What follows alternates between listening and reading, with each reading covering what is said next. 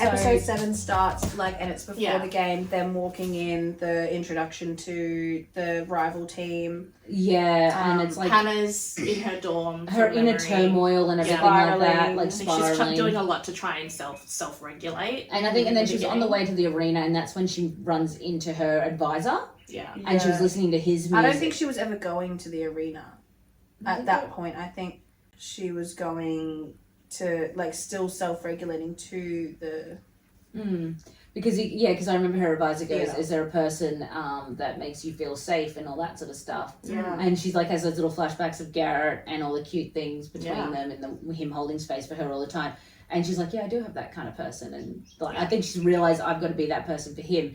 And she, in her mind, she doesn't know that what he's going through with this game right now. Yeah, but and also what he's going through with Logan as well, because like going behind Garrett's back to get the like talking to Phil. Yeah, with the sponsorship. Not the so like sponsorship. he's pissed at Logan at the moment because of the raffle shit. And then obviously also the fact that his dad like doesn't get the message. He's still going to show up to the game even though after Thanksgiving it's just and Cindy's there and like that's like spiraled him. Yeah, as well, and they're both going through these battles of their trauma. Yeah. And then having that moment in the green room again, where.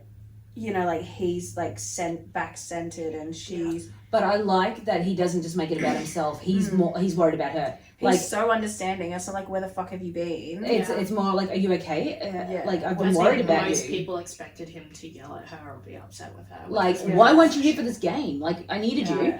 But no, he was like, are you okay? Like, where were you? Like, I'm worried about you. I think particularly, I think what was interesting was when she does find her advisor, she actually just like she hears the music first, which I think is what kind of cracks her like self-regulating, and then which is kind of brings us back to that conversation we had last night about how people like who don't like music, who don't connect to music. I'm like, how can you not connect to music? Like me personally, if I'm having a shit day, I'll go for a drive and I'll listen to a part of my playlist and it helps calm me down. Or because it is that like music centers you. She makes her way back to the arena, and then you can see her trying to put her smile on still, like and to try and hold the space for him because she can see he's struggling, and she's like, "Don't worry about me. I can regulate. Like I'm using my tools that I had in therapy to work through this. I'm going to be here. I'm going to be that space for you. Tell me what's going on." That like coming back into like the last quarter. That kiss before he like went back. Oh, that was such a beautiful. That was my favorite kiss of the season. I think just like the like waist grab and pulling her arm. And then Delaney seeing that, and you can obviously see what a bad person Delaney is. Like if you were like, if you weren't as affected, like like. With the whole, you ruined her life thing, why do you have to go and ruin her life even more kind of thing? That's the thing, is that like when you have like narcissistic evil people, they don't care how many times somebody gets hurt. I loved seeing him get flogged. Like I know that people are going to have their opinions about that, but I love seeing him. I love watching abusers get flogged up. Oh yeah. So, but at the end of the episode, when Hannah was like to him, "I didn't need you to do that." Yeah, and you know why she didn't want him to. Yeah, and like but people not understanding that, because that's such a discourse as well. Online, is that people are being like, I don't know why she was so angry about that. It's because, and she literally says it, like she's processed this. People get hurt and people like bad things happen to people. Lives get ruined when they find out the truth, and she doesn't want that for him. That's why she's angry. And he's upset because he didn't tell her the full truth of what had happened, and you lied to me, Hannah. Like, I mean, I think that there's a lot of conversation around should she have told him when she came into the green room, and I just don't think. I think that her fear was just probably. I don't want him to go. At the front of her mind is her fear about it's going to destroy his life if he I think she's just also, I don't want him going back into the game with that baggage. It's just like, that's not going to help. calm him down. I understand why she didn't tell him. That's all I'm saying. Yeah. And I understand why she was angry as well. Yeah. Like why she was upset that he had reacted that way. I completely get that. Yeah. And then she said, you know, that scares me. Obviously, she didn't mean he scared her. I think it's more about it was very much the first fact that he's not gonna... miscommunication of them as well. But they're both having, like, the worst day they could be having. Oh, yeah. And then obviously words are said in the heat of the moment and all that sort of stuff. Yeah. And then I think for them, and we're moving into the next episode, I think for them they're both too shame or even too proud to be able to admit how... Her conversation with her mum on the phone. Yeah. Oh my God. And, you know, like, she's like, what did you do wrong? Like, why is it your fault? So I'm having that... I'm not laughing at the conversation. I'm laughing at the helmet on a fucking bike. Oh my God, that's one of my gripes is helmets. They could have got Hannah's helmet. Off, I'm not gonna lie. But I think that was such a beautiful scene as well. With her mum, like, it's not your fault. Like, what's your fault kind of thing. Yeah. There's just like they handled these moments really, really delicately, and I think not showing the abuse as well. You know, how like in some TV shows they will show the lead up to that abuse and the actual scene. Yeah. We don't really need to see it. No, we don't, because we know what has happened. Yeah. But seeing those snippets of before and after. Yeah. What I actually did really appreciate, not showing the abuse or you know anything that really had to do with the party, but was the scene after when she's in the room and they're like, they just want you to write down what happened, and then you kind of flip back between her songwriting book and this yellow pad in front of her in front of an interview room. Like that's where the association has come from with her not being able to write, is having to write that down. Yeah, because she's like, I don't want to put words to paper because it makes it's real. it... Yeah, which strengthens everything that we've seen in the first 8 episodes. So that scene on the bike with the phone call, again, like emphasizes everything, the conversation that she's just had with Garrett. So yeah, really, really smart writing in the terms of like story structure. I think really it's really smart writing because that wasn't so much featured, like, because the person Garrett beat up in the book was not Delaney, it was like one of his friends who lied on the stand and all that sort of stuff. Yeah, so it's very different. It's very different. This is why I like the show, because it hits better. I know it's no book talk, but like Hannah had told Garrett about it before, and like they told the team and stuff like that. So the fact that the team doesn't know in the show, the team doesn't know, the coach doesn't know. So basically, she gave in the book, she gave Garrett permission to say, "Oh, this is the reason why he snapped on the ice." But in the show, he's like, "It's not my story to tell," and I like that. Yeah. Again, guys, we are jumping a little bit because we're running out of time. But obviously, you know, we finish on a breakup. Garrett and Logan are in a really precarious spot.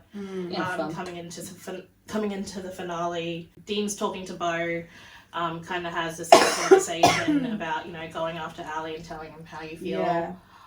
So there's a lot that's happening all over the place with our guys.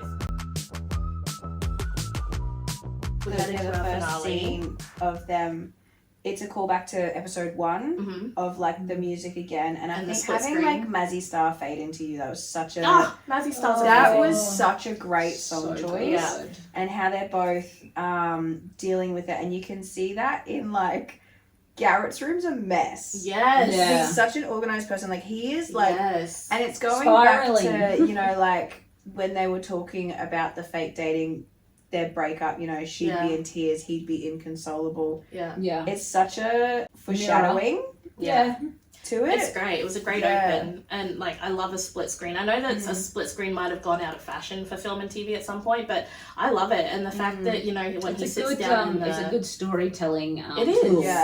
It's drawing. It's to draw parallels. So like the fact that when he sits down in the lecture hall, we've still got the divide on the screen, but he sits down close enough where, like, so that he can feel close to her and still kind of see her. Like, you could have sat anywhere in that lecture hall. They're both looking at each other, but not looking, you know, that whole thing. I love that. Apparently there's a whole thing about, you know, seeing male nudity on screen as well. I love it. I mean, I've got my thoughts on that. I won't go into it now, literally, because we don't have time.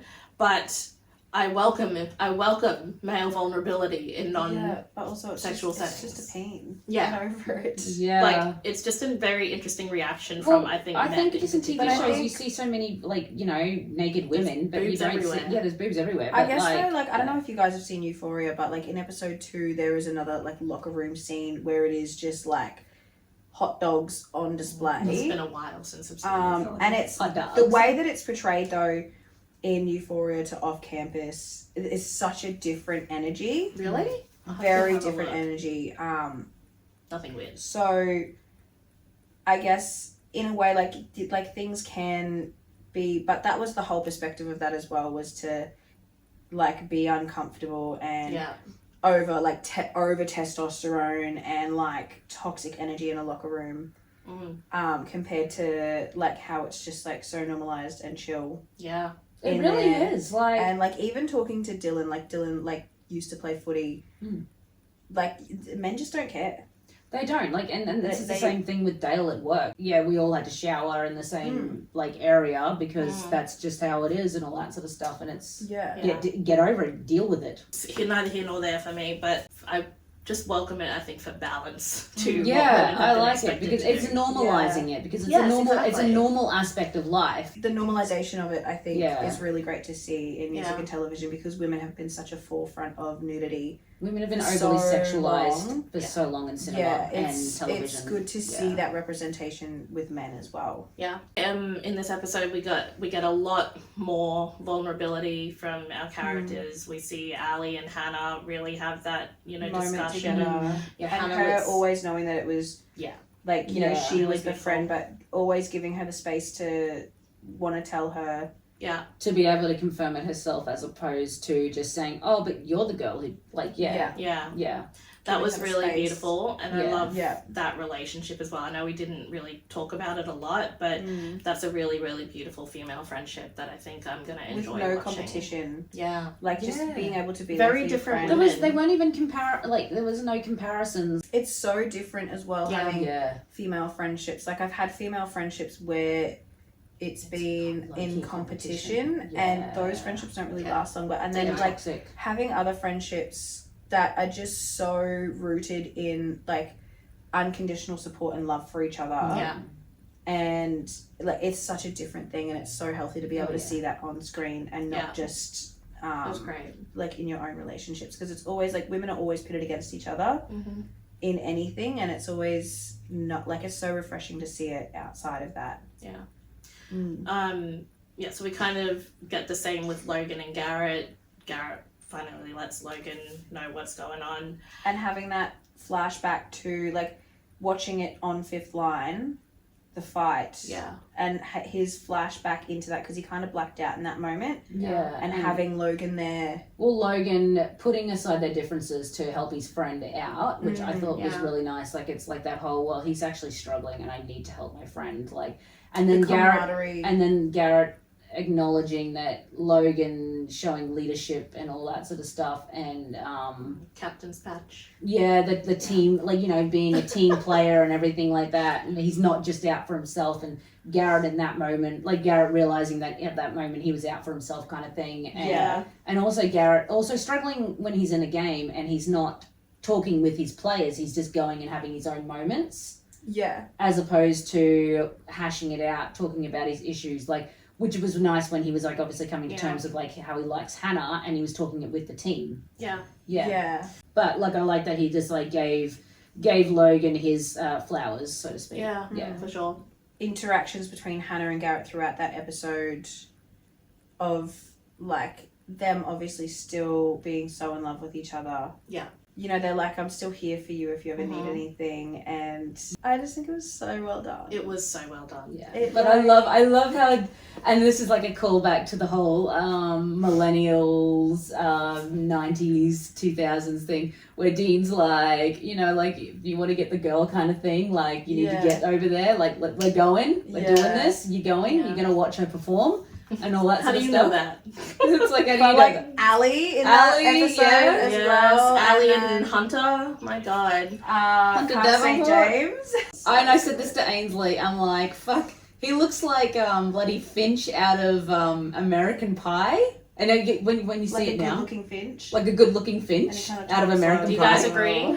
I thought he did. I thought he looked like. I don't. Put it in the comments. But he sounds like him too Like a little a bit. tan, good-looking Finch. Let us know if you guys think that Carter St. James / Hunter Davenport looked like Finch. Well, a little bit. I liked that reveal as well, but Yeah. I liked. Great way to end the episode. Yeah, there was a 16 Candles callback to like Yeah, when Garrett Garrett's waiting on in the the car and yeah. she's walking out. That whole scene was so cute. Yeah. Very, like, a little bit Yeah. Wattpad, but, like, how can, like, I mean, a declaration of love, can you ever, like, be wrong with a declaration of love? I thought that was so cute. Wattpad, little bit Wattpad. But so, I don't know, I think it's Belmont's acting. Because he's so, it's the mouth movement. And then she says something. He's got such a good she looking gets a mouth, callback, too. right? In episode 2 where she's like, girls really hate it when guys are too available or whatever. And he's like, does like a little twitch with his mouth. And I'm like, oh, he's not real. He's not real. He's not real. Wattpad, yes. But I can deal with certain levels of Wattpad. But really cute. And then I thought the transition, I thought it was a great transition back into the diner. Yeah. Yeah. I think and everyone's interactions and resolutions. Yeah. And we don't talk about Tucker a lot in this season. We don't. I think that Tucker is being saved. I think that his character, I think we're getting little glimpses because I think we're building him up more and more. I think he's more matriarchal because he was raised by a single mom and he, like it's mentioned in the book that he's raised by a single mom and everything like that. And like, so he explains why he loves cooking. He loves cooking. He's very caretaker to the group. He is the caretaker. What I think is very interesting is the discourse of people being like, I don't find Tucker attractive. What? Oh, fuck off. He's beautiful.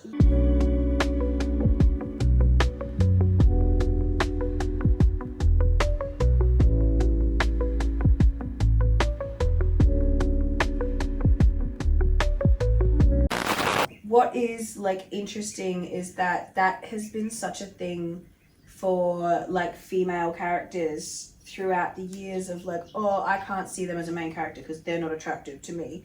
And now the roles are being reversed and like the toxic like views of how a man should be on screen. Like where women are being like, no, he's just not attractive to me. That's like, I can't picture him like that.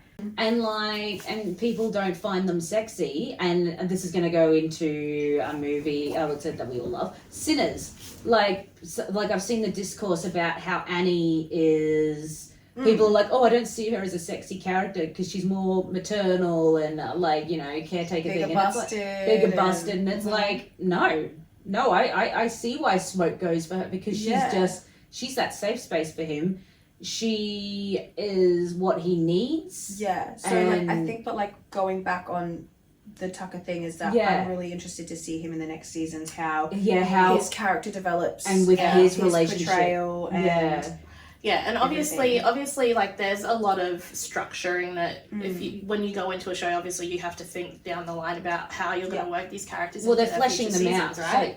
So but I do think because we had so much of like Tucker and Garrett, because we had so much of Hannah and Garrett, and Ali and Dean sprinkled in. Obviously, we're getting ready to set up our second and third seasons.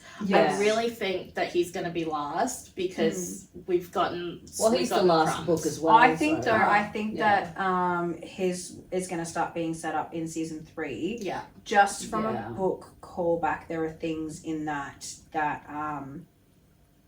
really, really set up. So I think his love interest may be introduced in season 2. Right. Yeah. And because obviously they're putting the third book as the second season now, so it is like they are. I think they are developing it as an ensemble. Like it's not going to be the forefront. Yeah. Yeah. But they're like his character will definitely develop through that, and I'm really interested to see how that comes through.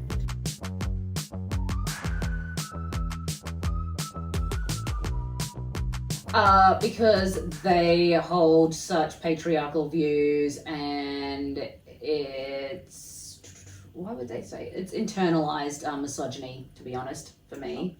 Yeah, because they don't like seeing men vulnerable. Okay. Yeah, I just think that like people can have like really bigot views and they don't like seeing certain representation and they're still not coming to terms with that, and that's a them thing.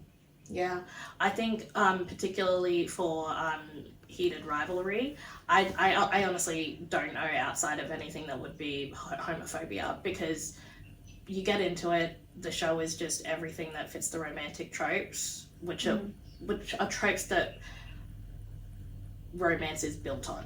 Yeah. Like, you can start off with it and flip it however you want, but the formula for a romantic drama stays the same. Yeah. For Off Campus, I think potentially for me it was the thumbnail, which is why I thought it would be trash, but it wasn't. I think you really just have to give it a chance and settle into it. Oh, and I think also because they're like, oh, it's totally aimed for like the younger generation. Like, yeah, younger, I'm just a 29-year-old teenager. Leave me alone. Yeah, 35-year-old teenager right here. I also think maybe Off Campus, people think Off Campus might have been trash. Again, we have our little Wattpad lines, but obviously people went into it thinking Heated Rivalry, thinking like that it's straight Heated Rivalry, and we're the only thing in common is hockey. Yeah. Two very different and stories. Love. And that. No, can we move on to the next question? No, I mentioned all my gripes. I sprinkled them out. Do you have any gripes? Yeah, episode 3 of Heated Rivalry. That's it. Okay. I actually don't have any gripes for Heated Rivalry. I have nothing but good things to say about that. My gripes for Off Campus are this: if you have an Amazon budget, you can afford to edit your shows better. And I haven't spoken about it in this review because I really don't want it to be the focus, because the shows are great, but there's certain cuts where there shouldn't be editing mistakes. Like, I don't know where Garrett's doors came from on his Jeep after the first episode. I don't know why. Yeah. I don't know why we used a second cut from their kiss at the beginning of episode 5. There's like a weird cut where we didn't actually see them kiss, but they come out of a kiss. I'm sorry if I'm ruining these moments for anyone, but there's just, you've got an Amazon budget, do better. Yeah. So your work is better, Jeff Bezos. How much was that wedding? I love seeing Connor, how successful he is. He's now got like an Emmy nomination for SNL for hosting that, and I thought that was really great. I love seeing how, basically like both Connor and Hudson were bloody working at restaurants before they had their big break. So I love seeing like that whole thing coming out. What's other great successes? Spotlight on musicians, like. And this is for someone who's like so set in their ways with music, just being introduced to new music and also new bands, new singers and everything like that, and seeing their successes, also seeing their responses to the TV shows showcasing their music. I love that. What about you? I think, just like seeing how like it's been handled after, like seeing the successes for like the actors and the music that's involved in those artists, and the like pop culture, like the chokehold that it has on pop culture at the moment. Like I just love it. Hockey's having its moment. Yeah. I think the biggest successes are obviously centering a queer love story for Heated Rivalry. Positive representation of emotionally intelligent men in both shows. And the way that they've dealt with the trauma in Off Campus. I agree on the music spotlight, particularly for Australian musicians. It's been amazing to see their successes. And I think a lot of that has to do with Josh Houston, but really happy for them. And again, these actors who have essentially come out of nowhere for the most part, relatively unknown actors really getting a chance to shine. I could go into a whole nother video about how celebrity status is ruining movies. But we won't do that today. Yeah, because it's more about like, I'm just seeing such and such and this, not... I'm loving the new talent. I'm loving the new talent. I love that there was like no nepos. Yeah. Yes. It was just great to have some new people, fresh people, fresh faces. And I think for them to set the standard for romantic dramas as they've done in these two shows has been amazing, and they should be really proud of themselves. Ilya in Heated Rivalry, loved him. He's just funny. Like I just love his comedy, basically. In Off Campus, Ali. She's so neurotic and reminds me of myself a little bit, so I love her. I love Ilya. Yeah. I think he's probably my favorite, but I also like really love Svetlana and Rose. Nice. I just think like their input in the shows was really great. Yeah.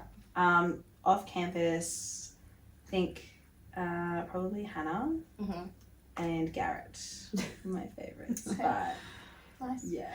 Yeah, look, I agree. My favorite character is Ilya. He had some barbs in there that was so funny. Yeah. But that being said, you can't, like, they are the two romantic leads. I don't think you can have Ilya's Connor Story's performance without Hudson Williams. Oh, Yeah. So it's kind of hard. I think they have to go hand in hand. The collaboration. Yeah. But for Off Campus, I'm always a bit biased, I think, with romantic shows, because I think you have to have the couple together. And I think for them to have to do the first season is always going to be something that's particularly difficult, because you have to nail it. You have to set the standard. Set the standard, and then it's also daunting for the following people for the next seasons, because it's like they have like this they have something to live up to. You've got to match it. Yeah, you've got to match the energy. Yeah. You've got to bloody That being said, I think season 2 will be particularly different, but Hannah and Garrett. I really liked Hannah's rendition of like the Foundations. That one kind of sticks with me. Like that's the one that I'm always singing. Baby, Hell I Found You. Yeah. I like that one. I really like that. From Off Campus, I love probably Oh My God by Suki Waterhouse? Yeah, Suki Waterhouse. I love that. Like nice. every so often, like if I go, oh my God, and then it's like, oh my God, and then I'm like in my head I'm like singing it. I think like the soundtracks were so they were so good. beautiful. They nailed it so well. Amazing. Heated Rivalry, for me, the song, fucking all the things she said. Like literally like Tattoo. Yeah, Tattoo. I was just like, for me, Heated Rivalry, also Tattoo, you can't go past it. It's iconic. For Off Campus, this is probably a little bit more niche as well, but I love the song that they used. I love the Hayley Williams song, Love Me Different. I love that because one. if you didn't hear it, that's the song that's playing when her and Allie's Sean telling Sean that she wants more, and it's like, it's literally, they could have just played that song instead of having dialogue. It's very on point. But that being said, again, amazing soundtrack. I think a lot of people will say G-Flip, but we're Australian, so I think we all follow G-Flip. I think they've been on our radar for a long time. So probably my radar more than your radar. Yeah, like they've come on my radar obviously after the show, but like in saying that, Ainsley does influence my musical taste sometimes. Like I do have a bit of a niche in my music, but Ainsley does every so often play something, and then I'm like, I like that, and then I'll go and explore it. Like I'll explore their it's like catalog. Dad with Ocean Alley. Yeah, Dad with Ocean Alley and the Teskey brothers. Yeah. Mum with Teskey brothers. Did I get you onto Dad likes them Teskey too. Brothers? No, I got onto Teskey brothers by myself, but I got Mum onto Teskey brothers. I'm a massive feminist, so I just love the whole like girls coming in their own power kind of thing, like for Off Campus, and obviously Hannah owning her trauma and everything like that, coming to terms with it, breezing past it to be the holding space for Garrett and everything, even for her other friends, like Allie, when Allie's going through these like problems with Sean with the breakup and everything like that, and she's like, Allie, you have an agent, like this is big, like forget about what he's thinking, like this is for you. It can be very relatable of like being pulled out of your situation and being like, look, this is the bigger picture. This is the bigger picture, like this is what you celebrate your successes. Another thing was obviously the big, like, so what was the question again? Why did the show work for you? Oh, why the show worked for me? Line. I think it's also for Heated Rivalry, what worked for me is, again, just the vulnerable men. Also, normalizing it as well. Normalizing, obviously coming through, because in those years that they're going through, it's where gay marriage has, it became legal in Australia, 2016? 2017 or 2018, I think. Around these times, like we're going through these moments where it's like, this is like things in like canon events in real life still haven't happened yet. Kind of thing. So it's like, I suppose that's why it kind of works for me, is just like basically normalizing this and also seeing how it's obviously been for the last 10-15 years. very much the same, but I think in terms of like why they were so good is that those shows that you don't watch and feel heavier after. Yeah. Do you know what I mean? Like emotionally, you're not having like all this like baggage on you from it. And I'm not going to be sitting there wrapped in a blanket going. Yeah, that's why it's so easy to be able to just jump back straight into them because they make you feel so good. Yeah. And it is just like there are things that you can relate to so much in it. Yeah. And there are obviously still heavy subjects in both of them, but you like finishing the shows and you're feeling on a happy ending. Like you're just feeling really good. Yeah. Well, I think for me, obviously both of these shows, I'm going to speak about both together, but these shows, as we kind of said earlier, they both set a trope that is textbook romantic formula. And I think I think these shows work so well because hockey, traditionally, I know women play, but traditionally they are hyper masculine sports, right? So there's a level of hockey that is gritty and rough, toxic, and physical. And I think that was very well represented in the Winter Olympics. Oh, it was very well represented after the Winter Olympics too. That's what I mean. But for all of these characters, these 6 men who are our core actors come off the ice, and then we get the flip from all of the hypermasculinity of hockey and how it can be to being these really emotionally available men who communicate healthy quirks. They with different quirks. Everyone, with their women, with their men for the most part. With their friends. Yeah, so it's just, I think it's a really good balance of having both levels of physical hypermasculinity and then this emotional availability and vulnerability with these characters. So they have to be balanced, like these characters, all 6 of them. And then we have these really amazing women, you know, who offer a level of support that we haven't seen. I think traditionally there's always a mean girl. There's always, like you said, those toxic female friendships. So there's just, we didn't get any bullshit, which I just loved. Yeah. No backstabbing. Yeah. More Hannah and Garrett for off campus. I don't want, like I said, I don't want it to be like Bridgerton where they just fade off in the sun. Yeah, they fade off into the sunset or whatever. Yeah. Season 2 of Heated Rivalry. I want to see more Svetlana. She wasn't so much featured in the second book, so I want to see more of her. Rose was, but again, it was only in sections. Like I want to see more Rose. I love Rose and Shane's dynamic. And what else do I want to see? I suppose, and Ainsley's gonna hate this, but in Heated Rivalry, I do want to see more of Scott and Kip. Like no, it's not that I don't want to see more of them. I just don't want them to be the focus. You don't want them to be. I want to see like just little things of like their life together outside of like you know, like obviously after the aftermath of the kiss on the ice and everything like that. I want to see that. Obviously want to see Shane and Ilya be together in the open. So Nice. I just want to see the stories blossom more and having the character development like for both shows. Because obviously new characters are going to be introduced into season 2 of Heated Rivalry. I just love a really good story. Yeah. I just, want to be able to connect with a really good story and see the character development. Or hair sniffing. As long as it's sexy. Anything specifically for off campus or just in general? Just overall, like just the character development for everyone. Right. For Tucker. Yeah. Sweet baby Tuck. Yeah. And just seeing those stories develop and seeing that ensemble more than a focal. Sure. For Heated Rivalry, I'm really curious, I think, about what things look like now professionally for the two of them, now that they are in love and together. I also want to see more of Scott and Kip and what it means for him now being the only out player. I think there's going to be some really interesting storylines for them come season 2. For off campus, we obviously know that the focus is going to shift a little bit, but like Liv, I would like to see more of Hannah and Garrett.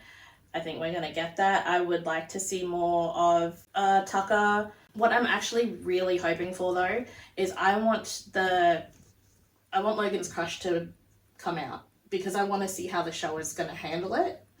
I think it should be a conversation. Yeah. Because there's probably situations where it happens, and I just want to know what. I just want to know how these writers do that because they've done everything else so beautifully. So I think they will do it tastefully, but I would like to see that actually out in the open. Yeah. Well, thanks guys. I hope you've enjoyed this hours-long conversation about all things hockey romance. Hours and hours. Please be kind in the comments. Obviously, this has been very conversational because we're family. So we have... Apologies. Very sorry, we got off topic. We have gone off topic. I'm sure you're going to like edit this and cut out lots of things. I will. But we have gone off topic. We have spoken over each other at points because we're family. So it's okay. Sorry. But anyways, guys, there'll probably be a reaction coming with Liv and Ainsley very soon as well, so look forward to that. I'm going to leave it there, guys. Thank you so much for watching this video. If you enjoyed this review, please remember to like, comment, and subscribe to the channel for future movie reactions and other videos that will be dropping along the way. I will see you guys in the next one. Bye. Bye. Peace.